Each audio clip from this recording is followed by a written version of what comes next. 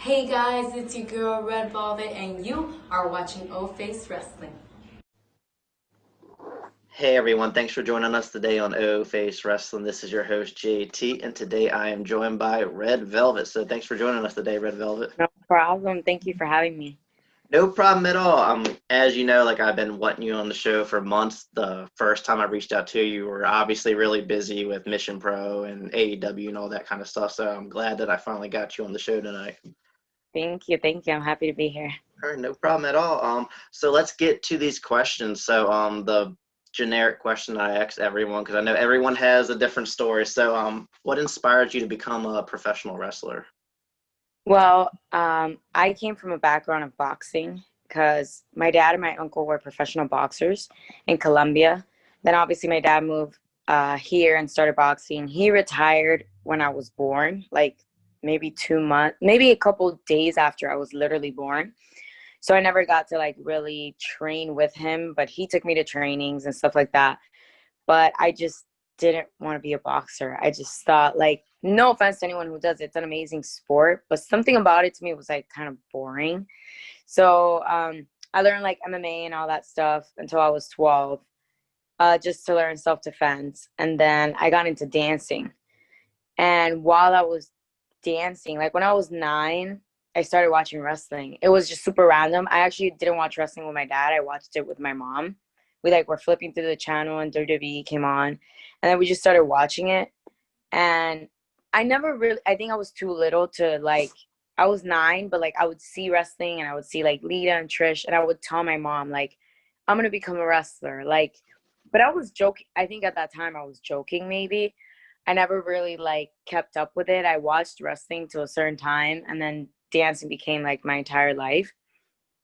And I think it was like 2015. I just was like flipping through the channel, and like I came across wrestling again, and they were doing these tryouts for Tough Enough, and they were like, anybody can do it. Like, you don't have to be a wrestler. You just have to be tough and fit.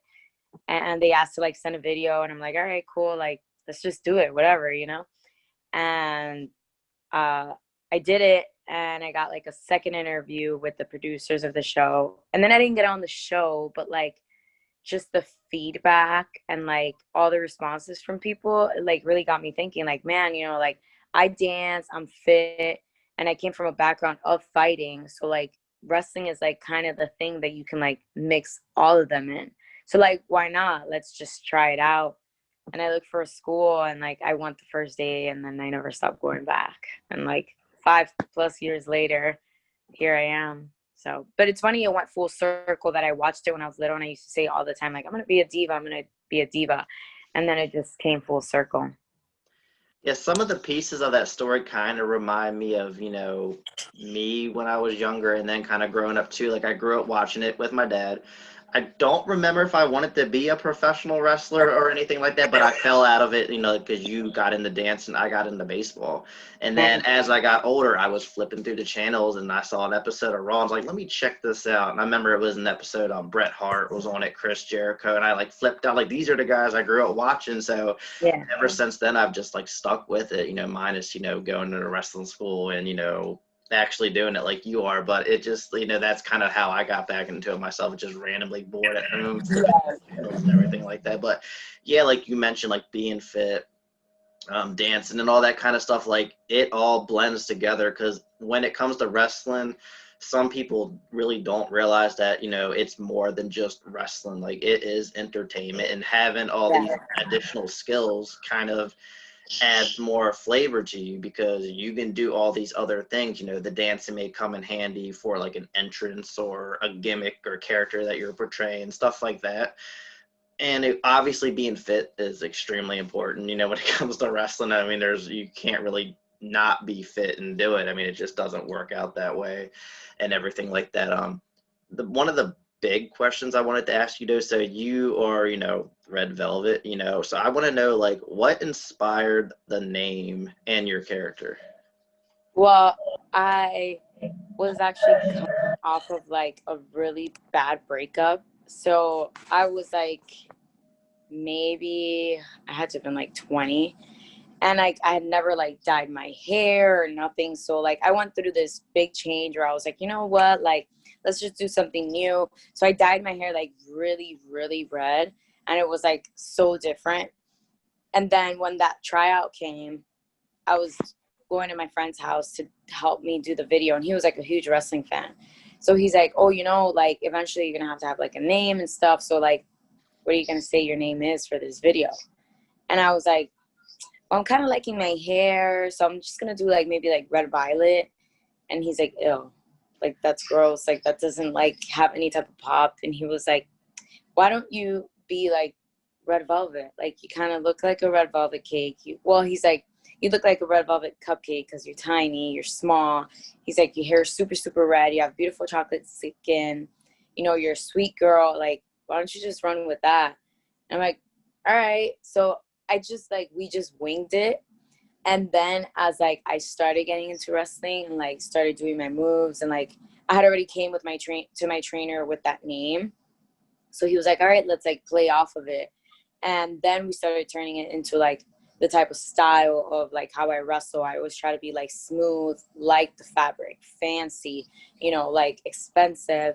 And then then we started throwing like the gimmick of like, all right, one day he was like, I think it was like when the movie Straight Outta Compton had came out. So he's like, why don't you come out like straight out of your mama's kitchen? Like, you know, red velvet cake, baking, cooking. Like, let's not make it like everyone else and come out of an actual place. Like, everyone can relate to their mom's cooking, because that tends 9 out of 10 times everyone's mom's cooking is the best. So you want to say you're the best of the best. So we went from there, and then it just became this persona, like straight out of your mom's kitchen. And then, you know, I'm serving it up, and it kind of took off. And it's been great because it gives me just like a lot to fall back on as far as like something to go by. You know, I'm not just like a wrestler with a regular first and last name. I kind of like that my name is like kind of like The Rock or Stone Cold. It's not like a generic name, because it just gives me like more space to get creative. But it just started because I was going through a breakup, dyed my hair red, and had to film a video, literally. Yeah, I like how like your name actually like means something, and Yeah. it wasn't just, oh, my hair is red, let me call you this. Like you really got into the character and thought of different ways to add extensions to it. Like you said, being smooth in the ring, you know, then the whole straight out of your mama's kitchen and how everything kind of like relates to that. See, like I didn't know that, so it's like, you know, I'm learning a lot about it too, and I really like that from a wrestler, because it, like I said, it's not just, oh, let me give, you know, create this name and just do this. No, like you're Yeah. like really invested into your character.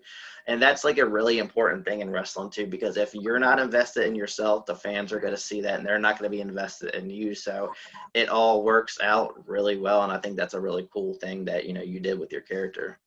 Yeah, I mean, I was grateful that like I got that idea and that it took off. And you know, you're always gonna have fans that are behind it, fans that are not gonna be behind it. I get fans that hate red velvet cake, hate it, like, oh, it's so stupid and stuff. I love it, and some people love it. So it just gives me more like space to get creative with it, because like I can always do something more with it. And you know, you never know. Sometimes like characters change, but for right now, it's going, and I love my brand. Yeah, I think that's, you know, a really good thing is to look at yourself as a brand and, you know, to keep going with it, because I know, because I have some friends that are wrestlers, and they say that all the time. You like, you need to treat yourself as a brand, like the Red Velvet brand, you know, the Yeah. merchandise and all that kind of stuff. So I know that's extremely important in the business. Now, the one curious thing I definitely have to ask you too is, you know, you've been wrestling for AEW, you know, and more so on AEW Dark. So I've always wondered, because like, you know, I mentioned before the recording, I don't watch AEW as much as I would like to. From what I've seen, AEW Dark seems to be more so wrestlers who aren't actually signed with the company. It's kind of like a paper, like appearance kind of thing. So is that pretty much what it is, or is there actually like contracted wrestlers on it? Well, it's all a process. I think Tony Khan and Cody and them got very creative with AEW Dark. I guess it comes from dark matches, which are kind of like chance like matches where like they give wrestlers who aren't signed with them a chance. It's a little bit of both, to be honest, because we have seen wrestlers go and start in dark and they just spark interest and they get signed. So AEW Dark is not just like, oh, you get in there and have a match and like we never see you again. Like it could blossom into a contract or a storyline. And that's how it started with for me. Like, you know, I started doing dark matches, and then later on, I was put to wrestle Britt on Dynamite. So it it all depends. I think it's like it's definitely the place where they give a lot of outside talent opportunity and to take a look at them, as well as like them enhancing the talent that's already signed. But it's not just like a show, like here throwing extras and that's their show. It's not like that. Yeah, I think that's really cool. Like, it kind of reminds me of like what WWE does with like main event and all. Minus, like, I feel like AEW puts a little bit more effort into it and actually kind of makes it more of a big thing. And like you mentioned, like it's given opportunities, and I think that's really cool. Like, even if hypothetically it is a one and done thing, it still gives that wrestler more exposure, and I'm sure it probably benefits them when it comes to indie bookings and stuff like that. But it, like you said, it can blossom into something bigger, and I think that's really cool. They see an indie wrestler, they have some kind of interest, they want to see what they do at AEW Dark. I mean, I wish I would say it was in front of a crowd, because like some wrestlers, they may have not have been in front of a big crowd like that, so it kind of gives them that experience and kind of to see how they can carry themselves in front of a big crowd.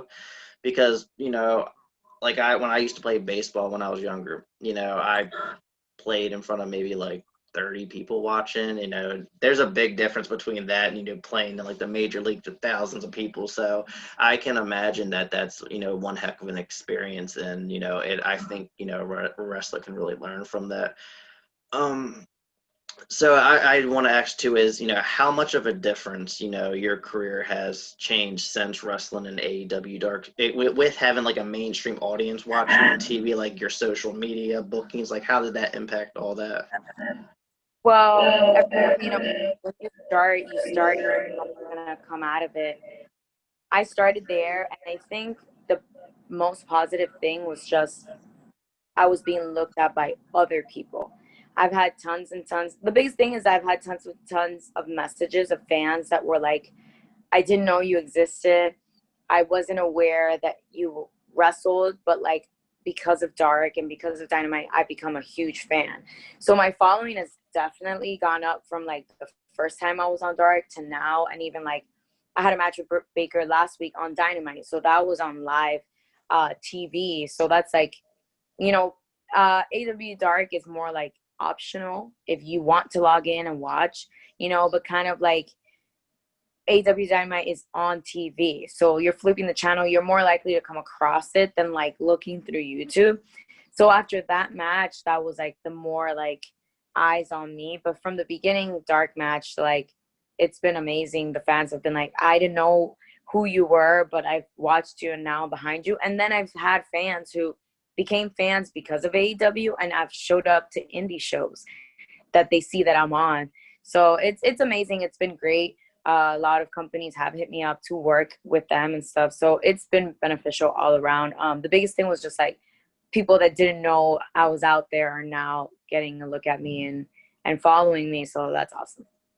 I mean, absolutely, because I remember like the first time I ever watched AEW Dark is when Tasha Steelz wrestled for it.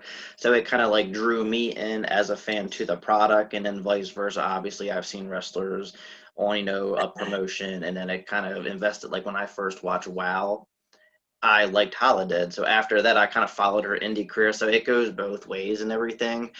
And I also have a personal friend. She wrestled, in one of the enhancement matches on SmackDown last year, and she had mentioned like her social media blowing up after that, and bookings and podcasts, were like really coming at her a lot. And she was like, I don't know how these people even found my Facebook and so on and so forth. So it's like being in front of a large audience and stuff like that does, really, do wonders for you, good and bad, I guess. Obviously, like you said, AEW Dark is more of an optional thing. I think it's kind of cool though, because like for me, like with my work schedule, I could always the next day, Yeah. versus like AEW Dynamite, like if I miss it, I have to look for it on demand. And the weird thing about demand is it doesn't always come on like the next day. Like sometimes you have to watch like a week later or something like that. So that is the good thing about AEW Dark. And Yeah. speaking of that, I need to really jump on that soon because I do want to actually really watch it because it seems like AEW Dark, features more women than Dynamite does. And also, like me being a really big fan of the indies and stuff like that, it can kind of like introduce me to other women wrestlers, from the indies as well. Um, Now the next question I have for you, because we were just talking about AEW, now I want to talk about Mission Pro Wrestling. So how did that opportunity come? Because I know originally on the Hell Have No Fury, you weren't originally on the card, but then you took, someone's spot. So like, explain to me like how that opportunity came. That I believe on like timing is everything and just being at the right place at the right time. And literally it started that way. So the week, like 2 weeks before that show, I had already seen the show and like contacted the promoter, and she was like, the booker, I'm sorry, and she was like, oh, the show's packed and stuff. And I know her, and she's like, it's packed, maybe the next show, whatever. So it was already like a no, like it was a booked show. And that week was the first week Thunder Rosa was at AEW, and so was I. So I'm like sitting in the makeup chair, and I was just like introducing myself and who I was, and like that I had asked about inquiring about Mission Pro, that I really liked the whole aspect of like the all woman show. Literally everyone on the show, even referees, announcers, everyone is a woman. So I loved that aspect and stuff. And she was like, well, the show's booked, but get with the promoter and the booker to schedule the next one. So we had a conversation, and then we became really, really cool on AEW the weeks that she was there, because we trained together there and stuff. And then one week out of nowhere, I'm not sure why the girl after did like announcing, I'm not sure if it was like an injury or something happened, but then I just got asked like, hey, can you do the show? So it was just, I think, timing, and like the fact that I had been on the same week show with Thunder Rosa for AEW just kind of helped, because she was able to really see like how I could work and what I could do, as far as just kind of like waiting around for the show to see if I knew what I was doing and stuff. So it was great. It was just an opportunity that sprung up, and now I'm on the second show, so it's awesome. It seems like everything happens for a reason. Like that opportunity was meant to be, because there's like all these things connected together, and it just worked out perfectly for you. Now you're on the next show, upcoming show, Tournament Out of Hell as well. So I think that's really cool that you're getting the opportunity yet again. And I mean, yeah, I think that's really cool. I really like Mission Pro Wrestling and their goals and what they're doing, with the women wrestling and all that kind of stuff. So I'm really happy to see you a part of that. Thank you. You're welcome. So I got two last questions for you. Pretty simple questions. So what are some of your goals in wrestling? In wrestling, my first biggest goal is I just want to, it sounds so cliche because I hate when people say like, I want to be the best. What is the definition of best? Because everyone has an opinion on who they think is the best. To me, I just want to be the best I could be of a wrestler. I want everyone that hears my name to say, she's an amazing worker. Like, she's an amazing wrestler. I want wrestlers to say, oh, look at the card. Oh, I got to go against Red Velvet tonight. Oh, this is going to be a great match. And AW has been really helping me with that, because, everyone learns. So when you learn, you're like green. So you got to follow people. And I've been able to be put in the position where I have to lead people. So it's just a growing experience.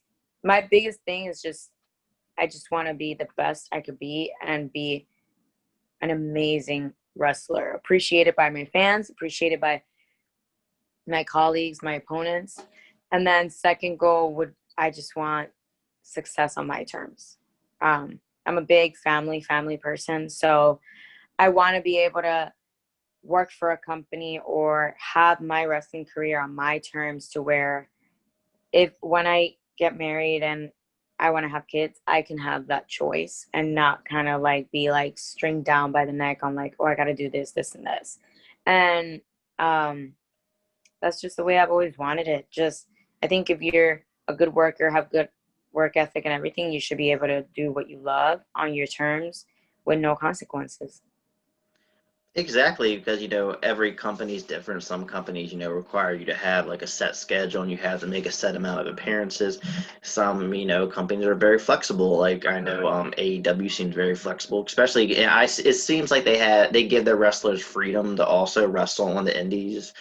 I don't know how much flexibility and what obviously I'm not backstage or anything like that, but Impact seems to be like that way too. Obviously, if you're strictly on the indies, you can wrestle at your own pace. Basically, you can take a 2 month vacation if you want, and then obviously though you have to kind of get your own bookings and stuff too, which can be a challenge as well. But I like that. You want to do it on your own terms. You want to be the best you can be, and I like the way you said that too, because I mean anyone can say they want to be the best, and that's a great mentality to have, especially in wrestling. But the one thing is, there's thousands of wrestlers out there, and I mean, it's one thing, I want to be the best in this company, and like I said, that's a great mindset to have, and that's a great goal. But being the best you could be, I like, I like that better, just because it sounds less, I guess you could say less cocky. Yeah, because I always say to people, no matter how many wrestlers there is, when I step out in that ring, I'm in charge of myself. So if there's anyone I can ever put my money on and bet on, is myself. So I am my biggest competition. Yes, the point of a match is to beat your opponent, but in order to beat my opponent, I need to be solid myself. So that's why I say I want to be the best I can be, because it's not like I want to be better than this girl and this girl and this girl, because everyone has a different level of how they assume who's the best. But only I know if I'm being the best I could be. That's like body, mind, and soul as well, like mentally, everything. Because if your mind isn't right, like your body isn't right, and you're not going to go out there and do what you're supposed to do.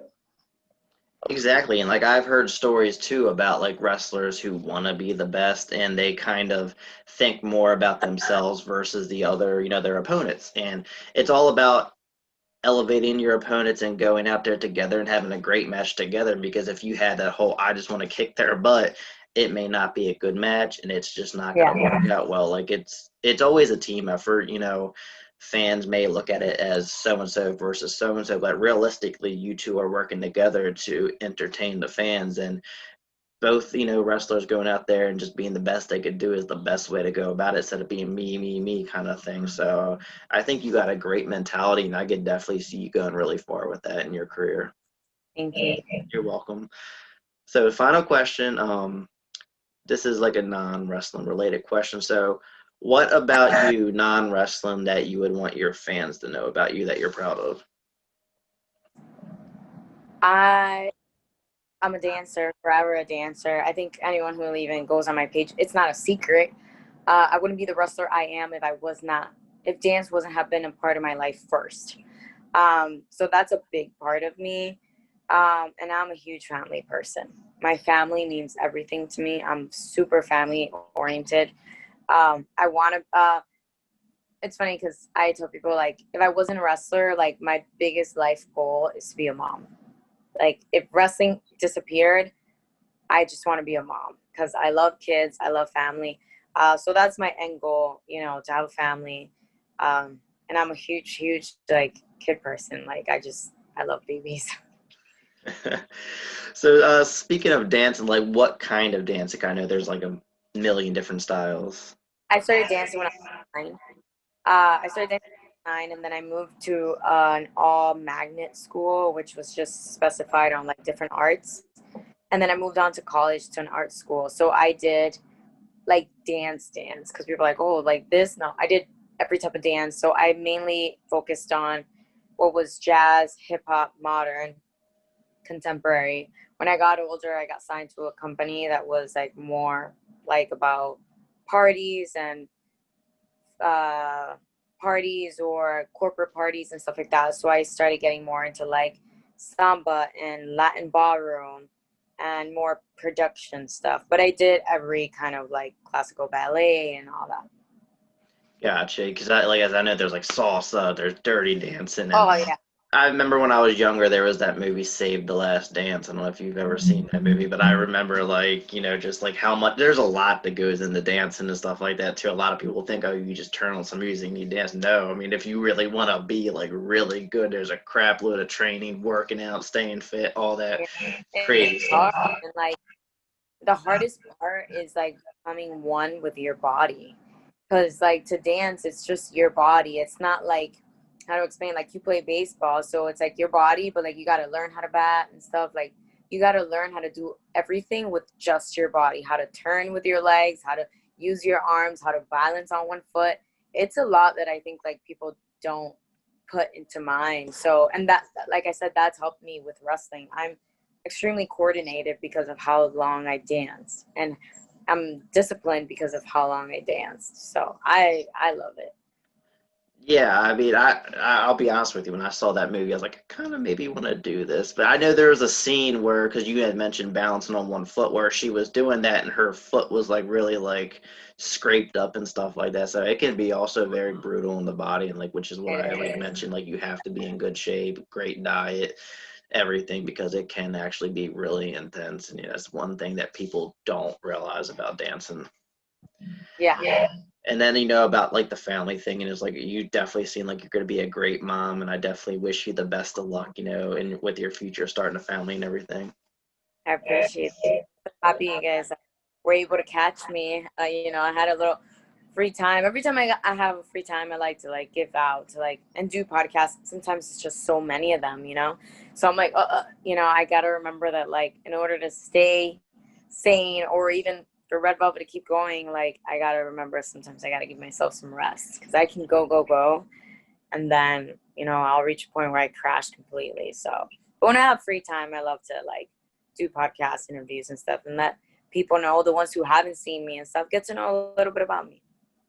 Exactly, because if you're a big fan of a specific wrestler, you want to learn more about them outside of the ring, which is why I like to throw in like the non-wrestling related question, because I think it's really cool. You'd be surprised how much you may have in common with one of your favorite wrestlers, whether it's a certain type of movie, video games, dancing, stuff like that. So I think that's these kind of things are a really good opportunity. But obviously, it's always good having time to yourself, mental, health and all that kind of stuff. It's really important too. And like you said, you can go, but you also need that free time for yourself and just to breathe and relax. Yeah. But yeah, I think that wraps up our interview, Miss Red Velvet. So I just have to once again thank you again for joining us today on O Face Wrestling. Thank you for having Absolutely, it was an honor having you on the show today. And do you want to share any of your social media with the listeners? Sure. I've had a couple people ask me about autographed 8x10s. So you guys are more than welcome to shoot me a message on Facebook, Twitter, or Instagram if you want to purchase a picture. Please, serious inquiries only. I have my t-shirts on Pro Wrestling Tees. I'm officially now on Cameo. So if you need me to break up with your boyfriend for you or send a birthday shout out to your mom or your cousin or somebody's graduating, I will do that for you guys. So you can find me on Instagram. I'm LA_Velvet with 2 T's. Twitter, I'm the Red Velvet with 2 T's. And Facebook hates me and does not let me be Red Velvet. So you can find me under Stephanie Cardona, which is my shoot name. That's about it. Oh, you guys can go ahead and follow my YouTube page if you want to see some of my matches that I have from the indies there. Haven't had really time to put some new things. Majority of my new things now are with AEW, but you guys can catch up on some old stuff on my YouTube page. Yeah, make sure y'all follow her on all the social media platforms. And just so everyone knows, and including myself, how much are you selling your 8x10s for? 8x10s, I sell for 10. I have some small 4x6s that I sell for 5.